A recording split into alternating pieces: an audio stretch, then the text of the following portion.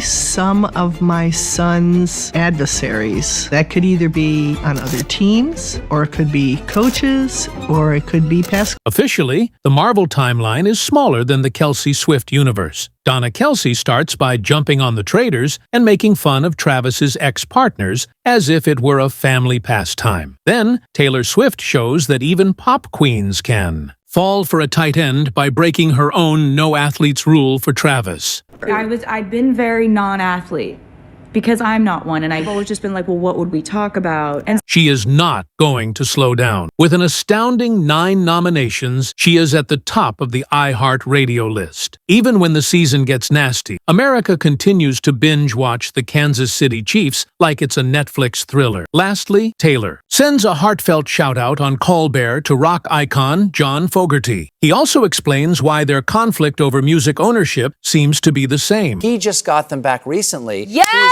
He's 80 years old. Let's go, John! Entering the pandemonium factory that is the Traitors, Donna Kelce, the NFL parent, chief, and unofficial queen of I Raised 2 Giants and Survived, is already choosing violence. The 73-year-old enters the stage courteously and with a wholesome mom vibe, but then essentially drops the most mom-coded mic ever when someone asks her who she doesn't want to see as a participant. She implied that she would prefer not to be imprisoned in a castle while engaging in psychological warfare with her son's enemies, and it includes competing athletes, obnoxious coaches, and, wait for it, former girlfriends. Yes, I support women, but also not the ones who stressed my son out, Donna actually stated. And to be honest, that is the behavior of an elite mother. Be some of my son's adversaries. That could either be on other teams, or it could be coaches, or it could be past girlfriends. Since his brother Jason has been in a steady married existence with Kylie Kelce for years, everyone naturally took Travis Kelce's dating history with a little sidelong glance, like a man who never once needed to justify a dubious Instagram like. In the meantime, Travis had an intermittent relationship with influencer Kayla Nicole from 2017 to 2022, prior to going public with his romance with Taylor Swift back in September 2023. Additionally, insiders vividly recall Kayla's appearance on Special Forces and her public remarks about how cruel the separation felt, the hatred, the trolls, and the continual sense of being vulnerable as if you were emotionally barefoot on Lego bricks. On a daily basis, terrified of my comments. I'm terrified of my DMs. I don't want to be triggered. I don't want to care. I don't want to look, but you're right. If you're going to talk shit and run your mouth, please do it so I can pay a bill around. Donna, however, is not here to discuss the past. She has come to live her new life. Before she traveled to Scotland for filming, Travis and Jason were getting her all fired up, since it seems that her sons are huge fans of the program and wanted their mother to become a reality TV expert. Jason is the one that got me involved. We just literally one weekend during playoffs, we binged it. You know, it was great. Donna also leaned into it, discussing how you will need to remake yourself once your children begin starting their own households. In essence, personal development is the hot mum winter version. When you get to a certain part in your life and your kids are starting their own families, it's so important to reinvent yourself, do the things you've always dreamt. Additionally, Taylor Swift is casually updating her dating manual like it's a lyric draft at 2 in the morning, while Donna is busy recreating herself in Scotland like the most famous hot mom winter candidate in history. According to insiders, Taylor has essentially dated her way through a celebrity yearbook. Heartthrobs, musicians, actors, and men who appear to have emotional problems, and a scarf. She did, however, always have one strict rule. No athletes. Perhaps a tennis player, but not even a casual. No, not at all. Taylor reasoned that since she's not exactly the let's talk numbers and protein shakes kind, she couldn't relate to them. So, how many push-ups today? Was probably how she imagined every discussion would go. She was just not made for that kind of life. However, Travis Kelce appeared and declared, "Hi, I'm tall, I'm endearing. I also possess golden retriever energy." Abruptly, Taylor's rulebook was thrown into the closest bonfire. According to insiders, she first publicly acknowledged that she had been avoiding athlete types, primarily because she honestly didn't know what they would even discuss during her Disney Plus docu-series. Cool, cool, cool. But what's your 40-yard dash time? He asked, as she imagined herself talking about songwriting metaphors. I've been very non-athlete because I'm not one, and I've always just been like, well, what would we talk about? She was plainly mistaken because Travis is essentially a wonderful romantic comedy partner who is also an athlete and knows everyone at the party. Taylor's mother, Andrea Swift, is the true star of the show. She reportedly went into full management mode and encouraged her daughter to step outside of her comfort zone. Andrea was no longer allowing Taylor to be confined to the secure and comfortable dating aisle. "Try something new, babe," she said, pushing her into the sporty department.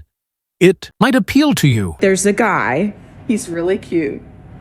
You said something to the effect of like, you gotta start doing something different. Andrea did what any great mother would do when she saw reports about Travis turning up to Taylor's event wearing a friendship bracelet and wanting to see her. She looked into it. In order to obtain the complete scouting report on Travis, Andrea even called her particular Kansas City Chiefs expert, her cousin Robin, and it was all over the moment she found out he was not only incredibly kind, but also a devoted mother-lover. Andrea began planning how to put them in the same orbit as soon as she saw that as a green flag the size of a stadium. See that this guy came to your show and he brought a friendship bracelet and wants to meet you.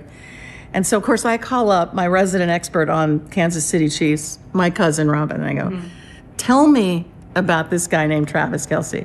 At her own concert, Taylor is currently gathering iHeartRadio nominations, much like their friendship bracelets. The 2026 iHeartRadio Music Awards nominees have just been released, and Taylor Swift is at the top of the list like a pop superstar. Dragon watching over a glittering army, so it's officially a great day to be her. 9 nods. That isn't a list of nominations, it's a full-on flex. The life of a showgirl, Taylor's record, seems to be doing the best, and the prizes seem to reflect that. She is in the lead with 8 nominations, followed closely by her closest friend Sabrina Carpenter, who is following her with a glittery broom like Wait For Me, Bad Bunny, and Alex Warren, each of whom has 8. It's as though the nominees are holding their own version of the Popularity Olympics, and Taylor simply outrun everyone in heels. On Thursday, March 26th, the performance will take place live at the Dolby Theater in Los Angeles. It will also be broadcast on Fox,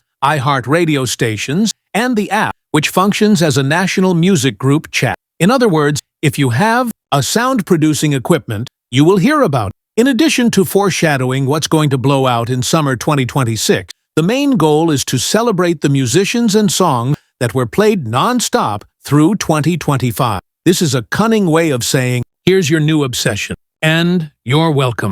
The list of nominees is now heaped like a jumble on the whole music business. There are international heavyweights, Beyoncé-caliber celebrities, up-and-coming artists, and enough genres to make your Spotify algorithm work hard.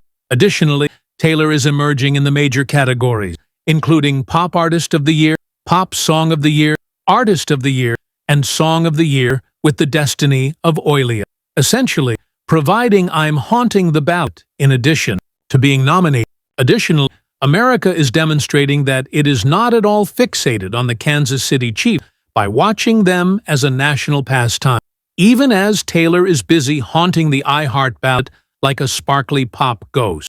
Really, the most recent NFL TV numbers are like a group chat link exposing the entire nation. Millions of people watch the Chiefs every week like it's appointment television. Even though they aren't performing at their typical level, we're coming for the Super Bowl. Hide your trophy.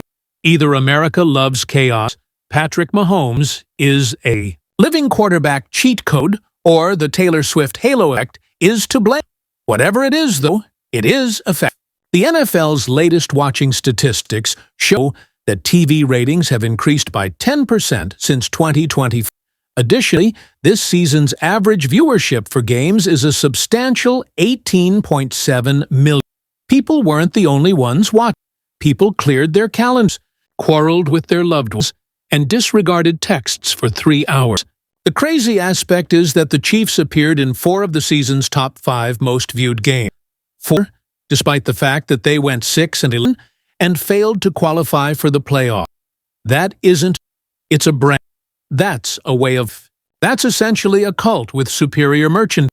The Chiefs versus Cowboys Thanksgiving game, in which an absurd 57.3 million Americans watched Dallas win 31-28, topped the whole list. That's a small country's population prioritizing football over peace. Additionally, 47.7 million people watched the Packers versus Lions game on that same Thanksgiving, indicating that everyone's turkey had scarcely settled before the tree. As a whole, the Chiefs continued to take center stage. Their rematch with the Eagles, which was essentially a sequel to the Super Bowl, drew 33.8 million viewers at making it the third most viewed. 30.9 million people attended their journey to Buffalo in week. The Mother loss in Denver in Week 11 completed the top 5, which is funny because even their losses are must-watch material. It's not just the Chiefs. The NFL is a ratings monster. Football games accounted for an astounding 89 of the top 100 broadcasts in 2025, meaning that everything else on TV was competing for scraps, like leftovers in the refrigerator. Additionally, Taylor Swift is casually mingling with rock royalty on late-night TV, saying, "Yeah, I contain multitudes," while the NFL has the entire nation riveted to screens like it's a national event. When Taylor appeared on The Late Show with Stephen Colbert in Denver, she began discussing how she had finally been able to repurchase her master's catalog in 2025, which she saw as essentially winning the most intimate boss battle. When Colbert brought out John Fogerty's entire narrative, Taylor lighted up right away, since it is the original example of how artists should be rewarded for their own creations. You know John Fogerty's story? John Fogerty of Creedence Clearwater Revival, he lost his masters in the early 70s, and it kind of haunted him. Man. He just got them back recently. Yeah! He's 80 years old. Let's go, John! Fogerty, the legendary Creedence Clearwater Revival guy, spent literally half a century trying to own the rights to the songs he wrote. We're talking classics like Proud Mary, Fortunate Son, Bad Moon Rising, the whole Dad Rock Starter pack. And he finally got his publishing rights back in 2023 after decades of legal headaches and heartbreak. When Taylor heard it, she gave him an enthusiastic shout-out that had the audience like, "Wait, Taylor Swift is Team Fogerty?" Apparently, Fogerty saw the clip later and was genuinely touched. Like, not celebrity polite, but actually moved. That's all for this video, folks. We'll see you next time.